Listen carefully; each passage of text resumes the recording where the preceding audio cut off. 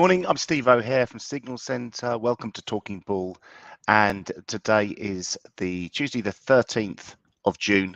And we're going to run through the headlines and look at the technical analysis and give you a bit of an idea of what we're thinking on the markets today. So welcome. Let's dive straight into the news headlines. There was no unofficial briefings from the Federal Reserve during Monday, which reinforced expectations that the central bank would hold interest rates at 5.25% at Wednesday's policy meeting. The chance of a June rate hike dipped below 20%, but the probability of a hike in July held steady at close to 70%, which limited any scope for dollar selling.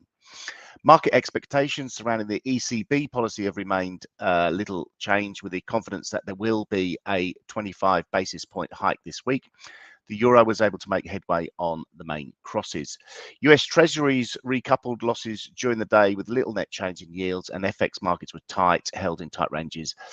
The dollar advanced at times but was unable to hold on to those gains. Lack of volatility continued to encourage carry trades. The latest UK labour market was stronger than expected, with the decline in the unemployment rate to 3.8% from 3.9% and a net increase in employment.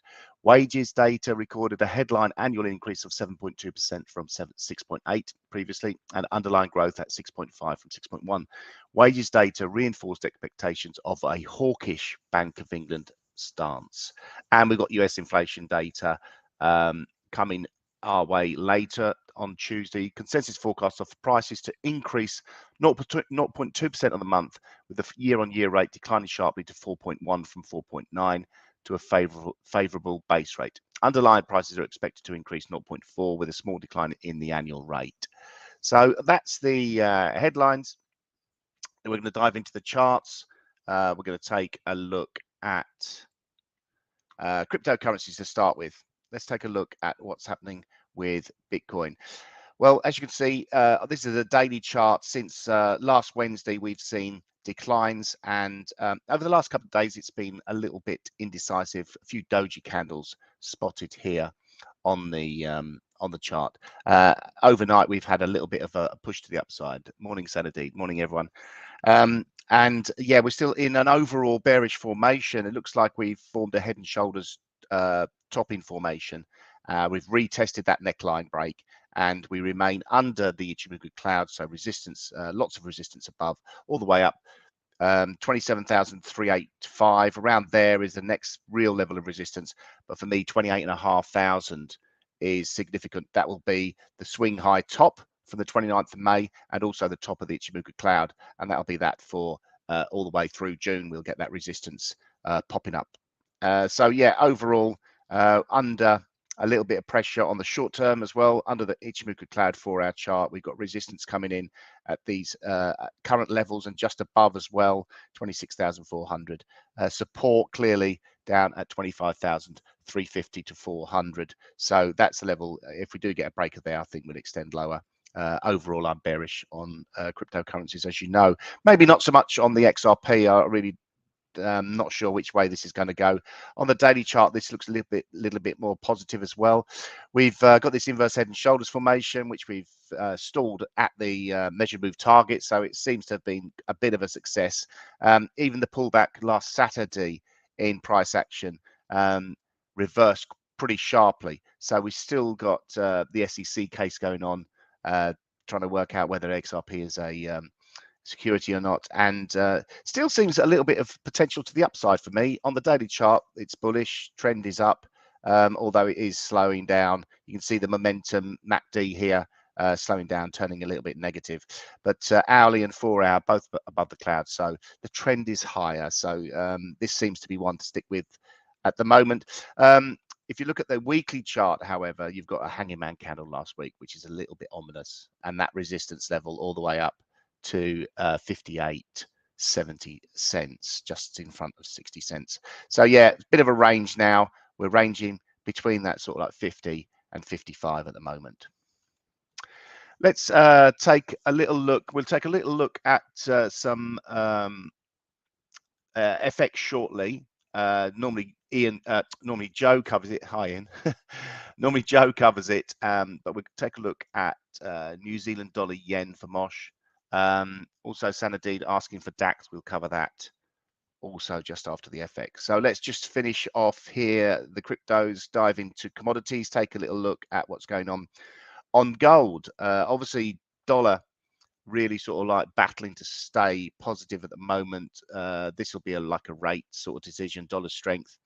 If there's any surprises to the rate hiking cycle, then we should see some real dollar strength over the coming 24 hours plus. But at the moment, we're well, let's take a look at the dollar index. Over the last 3 weeks, it's been we seem to have formed this evening doji formation. This is negative overall. We're at the lows on the week on dollar index, so under a bit of pressure. Looks to be a little bit of a nice topping formation here. Support at the Ichimoku cloud at the moment. And we're on the back foot overnight. We've been sold into on the dollar down to this support level that we've got here. So really need to see what sort of reaction we get from here. That weakness transpires into strength for gold priced in dollars. We had the Thursday's price action formed a bullish engulfing candle, and we've been supported since then. 1950 has been the support level. That's the support level to watch. We're trading at 1963. Resistance coming in at 1983. So we're a little bit of mid-range. You can see this sort of sideways channel that we're getting with price action within the Ichimoku cloud. And we normally get a lot of volatility when we are trading within a cloud. So this is the daily chart, looking to and expecting a little bit more volatility. On the 4-hour chart, we've got this downward trending resistance line on gold, and we're trying really hard to break above this. I looked at a gun-to-head trade idea for gold at the start of the week and went for it, but it didn't play out. Although we're still sitting above that 1950 support, I was stopped out of that. So that's gold. Let's take a look at crude oil. Crude oil on the back foot. I see that US oil output from top shale producing regions is due to rise to the highest on record in July, but the size of the increase is expected to be the smallest since December. This is from the US EIA data. US oil output is expected to rise to 9.38 million barrels per day. Output is due to rise by about 0.1 versus the previous month. So while output is rising in the US, obviously you're getting OPEC plus nations and Saudi Arabia actually cutting output to production. So you're getting a bit of a playoff against each other here. But on a daily chart, WTI does look on the back foot. We've got oil inventories tomorrow. But yeah, we've seen negative price action over the last few days, and price action all the way down to this support level that we've got around 67.20. Next real level of support, that down at that 64.40 level, that looks on the cards for me, especially if we get some downside volatility in the next 24 hours. Well, I should say 24 hours plus, because oil inventories comes out at 3:30 UK time, and we're at 8 o'clock the day before. So that's commodities covered. We're going to take a look. We've got some requests for Forex, so I'm going to dive into those. Let's see if we've got any other requests. Can't see any. So let's take a look. We've had a look at the dollar. Let's take a quick look at euro dollar. We can see with the dollar weak, this bit of positivity in euro dollar, breaking above resistance as well as we're speaking. So looks pretty positive to the upside, momentum breaking higher. Just taking out resistance at 107.79, trading just below the 108 handle. And if we look, we've got 38.2% fib retracement coming in at 108.09. So just above there, a little bit of resistance, and that Ichimoku cloud. So looks positive to the upside on a short-term basis on the daily chart. The hourly and the 4-hour, both above the cloud. For me, that's positive on a short-term basis for the trend as well, and breaking higher nicely now. So expect that to continue. Similar sort of price action in cable, in sterling dollar, breaking to the upside. Levels to watch here would be support coming in at 124.88 and resistance up at 126, the figure. Let's take a look at some requests. We've got a few yen pairs requested, but we've also got Aussie dollar requested. That's considered a major currency. Let's take a really close look at this one. Weekly chart, very positive over the last couple of weeks. Nice big reversal from a 61.8% Fibonacci retracement level. And we're targeting the resistance here now, coming in between 68.05 and 68.20. Breaking nicely higher at the moment, breaking through that 50% fib retracement level. So nice momentum to the upside on the weekly chart. Daily chart broken through the cloud, really positive, quite a strong and very acute angle on this impulsive move. So I wouldn't be surprised if we do get some sort of pullback.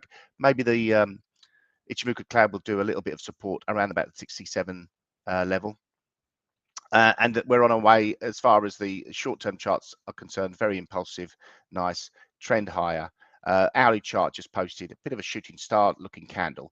However, it is we are looking to move higher again. Got resistance around current level 67.72. Support really expected around about that 67.50 down to 67.30 on the Aussie dollar. Hope that helps. Looking at Aussie yen. Let me see if I can find Aussie yen. Here we go. Let's take a look at the daily chart again. Aussie having a really good time of it. Really strong, impulsive move higher. Isn't really slowing down that much either. MACD is still at strong levels. We've taken out resistance and just marched higher through it. Resistance was 93.025. Let's take a look, see if we've got any fibs to consider. I suppose 78.6 is all the way up there. We've taken out the 61.8% fib. That was at 93.80. And you can see price action from all the way back here could do a bit of a job of resistance. That's all the way up at 95.52, all the way up to 95.90. So still a good 50 cents on the upside for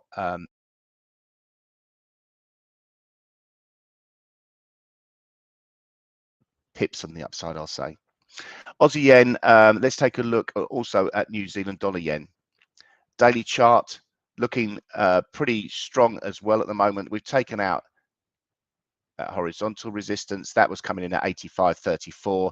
Again, let's take a look at any fibs that we can consider. 61.8% fib coming in at 85.86. So that'll be a natural target, only 10 pips higher. And we've also got swing highs back from the 10th of May. So looking at resistance just ahead in New Zealand dollar yen. Shorter term time frames, looking at support really coming in at that spike high level, and the support level we've just been down to from the 2 o'clock candle, 85.15, providing some support, just taking out that 85.65 resistance from the swing high from Monday's price action. And the hourly chart breaking nicely higher over the last few hours. You can see taking out the resistance at 85.65. So looking pretty decent on there. I think that's all the we've had requests for. So let's take a look at the indices and take a look at DAX. DAX is one that gets requested a lot. So we'll take a look into there and just see what's going on. Price action, challenging, looking to challenge the all-time highs. We're not far away from them. All-time highs coming in at 16,333, trading at 16,190, and a really strong week we've had, engulfing last week's negative price action. So that's pretty decent. On the daily chart, we've taken out the resistance from the Monday 5th of June high, 16,115. So that will provide a little bit of support if we do manage to get any sort of pullback. At the moment on the day, we've been up to 16,222, pulled back to 16,187 at the moment. And we can see this potential trend line resistance that we had actually did act as resistance, but only briefly from yesterday's price action.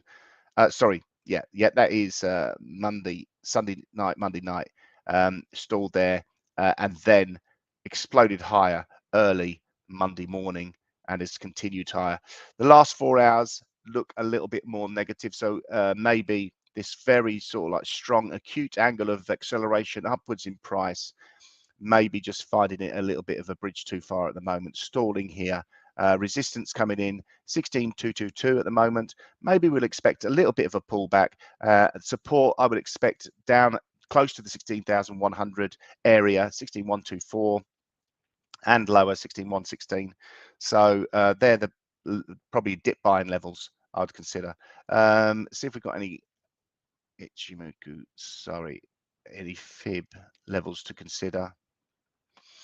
Just broken through the 78.6, so taken out one of the major ones, and stalling just around there. So maybe a step too far at the moment, and maybe looking to get a little bit of a pullback. That's about it on the indice front. So getting through here nice and timely this morning. And what we look at next, we look at a little bit of fun we have when we both pick a trade. Well, Joe, if he's here, he's not here today. We may not be here tomorrow either, but we're sort of like, we'll keep continuing with the streams, but we may be changing the sort of timing of the stream. So let us know when you would like to see these sort of times. I know we've had a few comments saying maybe towards the market open of the US markets, sort of like the end of the European session. Well, not the end of the European session, but the end of the European morning session, and early for the US market. So we could sort of like move the times around there, or be a bit more spontaneous with them. So this is the gun to head challenge that we have.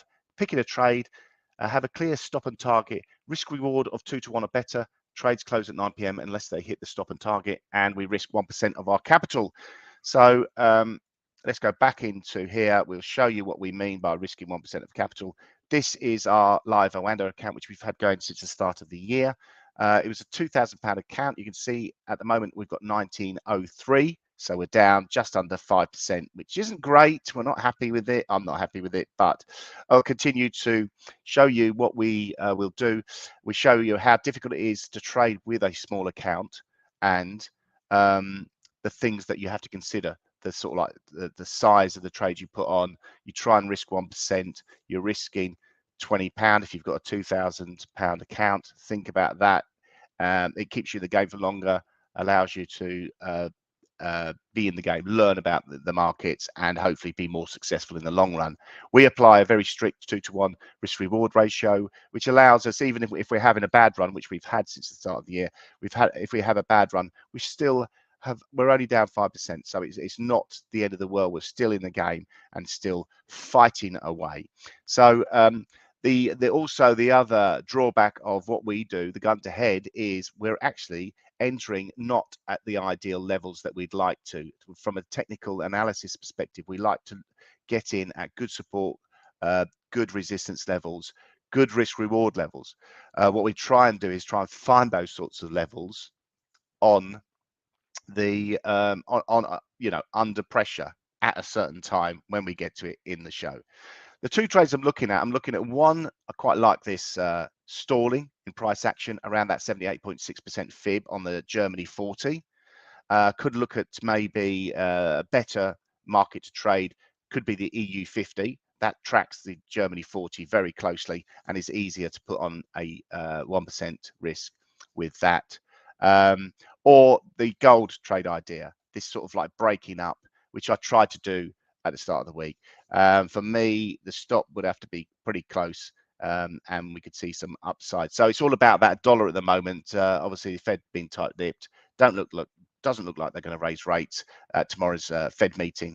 So maybe the dollar will see a little bit more weakness, which should lead to that gold strength. So let's take a look at that.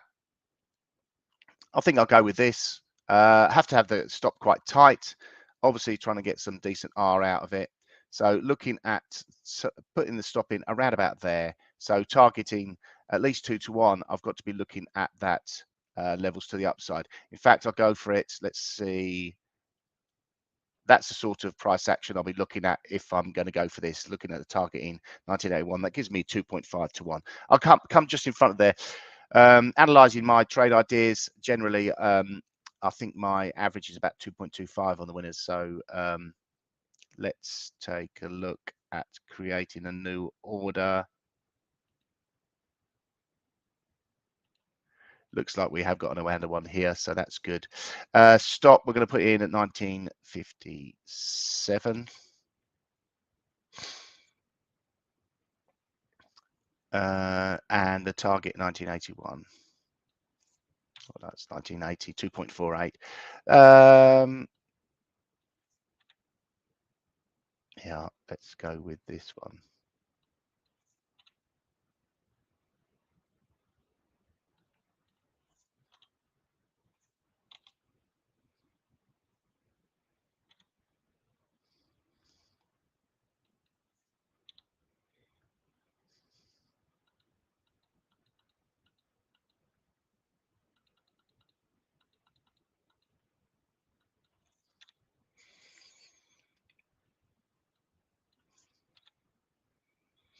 So I'm risking 0.92%. That's as close as I can get to 1%. The stop's at 1956.884, targeting 1980.70. Risk reward ratio around about 2.18, buying at market. So let's put that on. 1956.884 and targeting